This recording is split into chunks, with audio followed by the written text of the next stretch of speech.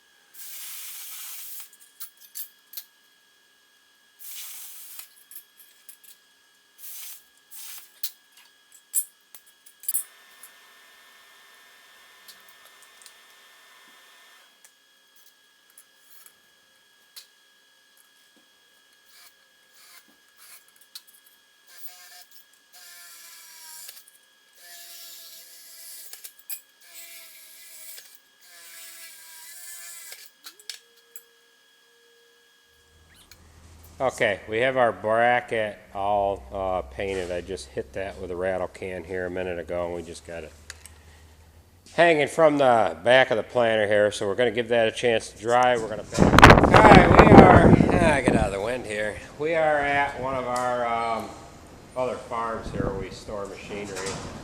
This is our fertilizer truck here, and we're going to see if it starts. It hasn't been running all winter.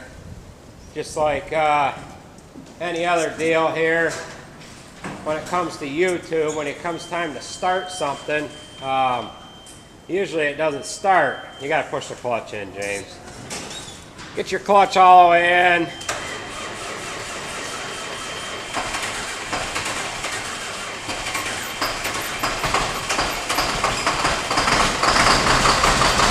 Well, look at that. We came prepared. I ended up bringing the battery charger and the generator over in my green truck. So we're gonna get this thing here home, and we've got to come back over with a 7730, and we have to grab the lime spreader. We got to take that home. We got to spread lime here next week. So we came over here to get this out first, and we were prepared to we're gonna die in here if we stay in here too long, James. This thing smokes like crazy. We came over here prepared to have to use the battery charger on this, and as it turns out, we didn't need to use it. So we got the lime spreader back here. Vinny's greasing it up. We'll jump up inside this tractor. I've got this bracket all in there for this modem. Well, I have the bracket all bolted into place for the modem. I ended up bolting it back through behind the bracket that holds the 2630 display. Got the wires all zip tied up out of the way, the wires that go up to the antenna, and then this is the JD Link cable that comes over to the display itself. So everything's all set in place here, zip tied up out of the way. It's about as neat as I could make it. At least it's not on the floor. On the newer tractors, these modems are either down underneath this console or they're up under the cab. I don't know which they do with them. I was going to pop the roof off and see if I could put that in above the roof, but I just felt I was kind of limited on time, and figured I would just get it mounted there and out of the way. So that's tidy enough for now. So we've got the lime spreader hooked up. We're going to start spreading lime next week. Vinny's greasing it up. This is the control box here that this is pulled up out of there. This is the control box here. This controls the lime spreader itself. So I've got to plug this in and make sure Vinny's getting all of the grease zerks here. Alright, we've got a fun day in the shop again today. It's Friday afternoon, and this truck here, we're swapping a hub out on this. In the fall, it had a flat tire, and we hauled corn with it. And apparently this wheel didn't get torqued. So James, he's taking it apart. He's got the wheels off. We've got one rim that's not in the best shape. We've got some egged out holes there. They're not too bad. This one's egged out. This one. This other rim here looks okay. We're gonna save that one. So he's got the park brake knob pushed in. I just got to show him how to back these brakes off a little bit here. He's not too familiar with doing that. He's got his axle pulled out here. He's just got to get the brake drum off. Take that gland nut off on the outside of the axle tube here, and then pull that hub off. We're going to slap a new hub on there. Alright, we've got to postpone this job because we have a hub that goes in the front location. We need the rear hub, which is got the ABS sensor on it. Sometimes you can pound the ABS ring on the back side of the hub, but not on this one. So we're trying to locate a rear hub, the style that you could put an ABS ring onto.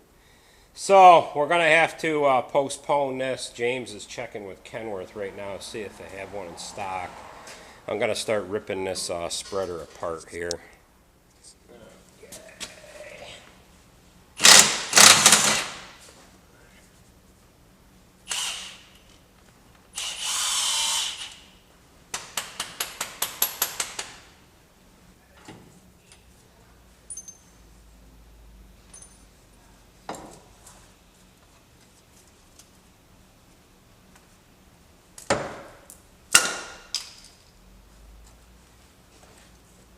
Okay, now we're just going to reach in there and we're going to snip this guy.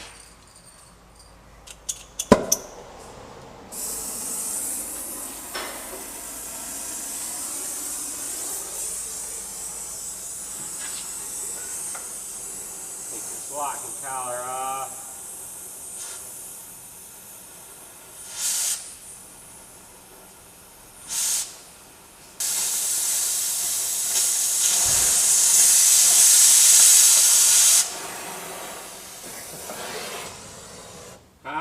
Should have had a bushing in it. It would have never went.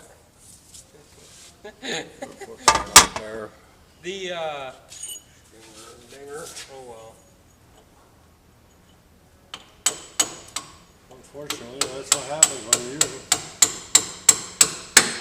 This one's brand new though. I can't believe the bearings are already shit, this thing is, what, 3 months old? Maybe. Oh shit. So, maybe older than that. No, older than that. It's not that old spring. It's that much. We must have got it in like December or November. Winter. Yeah, we did. Damn it. Right That's before fine. we got a lot of snow. We're postponed until tomorrow. Why? I gotta take the old one out there to match it up because this guy that's working tonight doesn't know his ass from a hole. It need a rear one. Yeah, that's what I told him. You're pretty much talking to yourself. What's he giving you for a part number? He said he's got several different part numbers, and I was like, I only need the rear hook.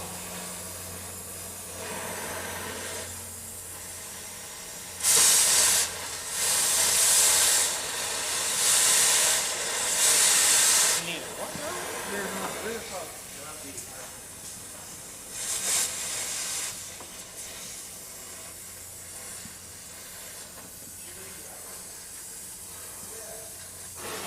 I think she's off in there.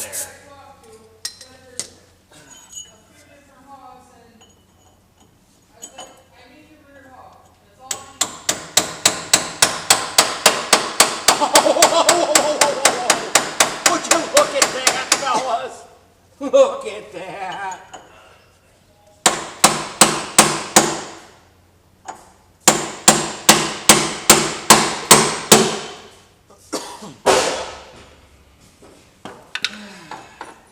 Look at that. Come on. Come on. You gotta brake. Bye.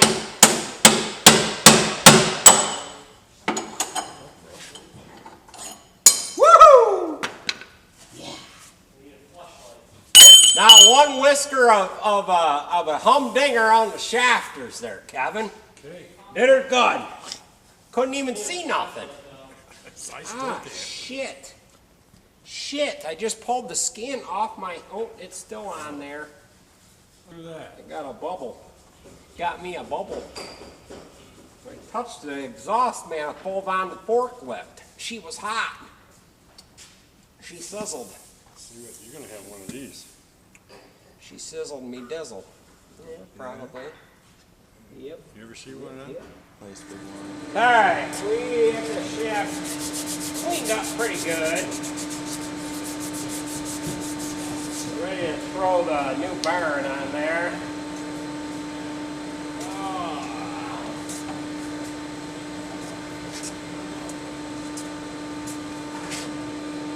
Oh, you little booger. She don't want to go.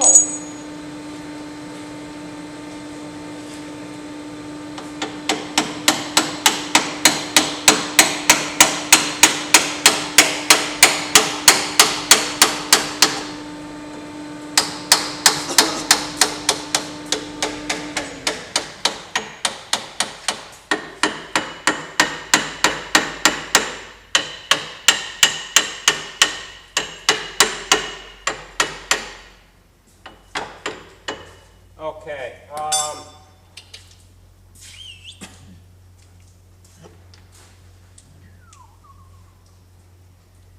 got to have somebody raise this up unless I can freaking manhandle it.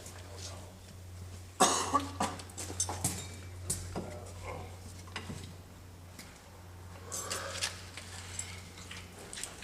Oh. Okay, you're doing just what I need to have done. Okay, that's good, Joe. That's gonna work. Thank you, sir.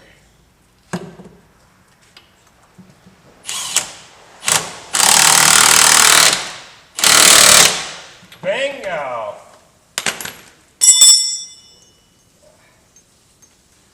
Can you get me a punch and an Allen wrench that fits that? Punch. Now, this needs to, which way do we need to spin this guy on there? See, the hammers go this way, So we want to pound this the opposite way. Come on. Oh man, this guy's way back there. Okay. Oh. Yeah.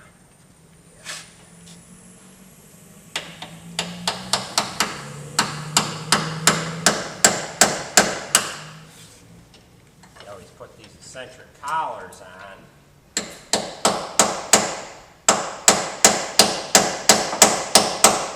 The opposite way that your shaft is turning, So it don't spin off. and then that way it's always going to be tightening. Look at the light you bring to the situation. All right, we'll take a grease gun, and we should be good.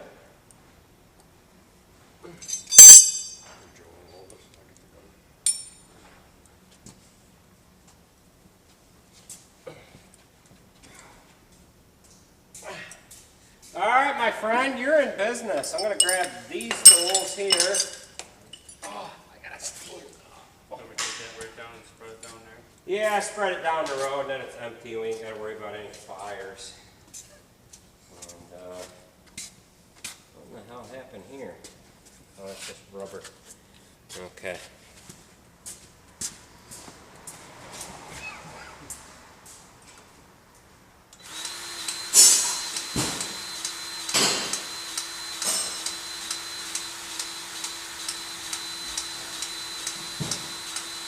Wear and tear. It's all she is, buddy. It's all she is. All right, so Kevin's got grease in there, and that's gonna do her. We probably should make sure we are okay on the inside here. Oh, let me take a peek down in there. Oh, I can't even get your head in here. Oh, baby. Yes, sir. Yes, sir. Okay. Everything looks good there. Put grease in there. Everything's good here. Alright, this is the oil bath on the front of the spreader, and this is actually the first time I've actually looked in here. They've got things a lot better on this 124 than they do on the 8124. There's a little heavier chain.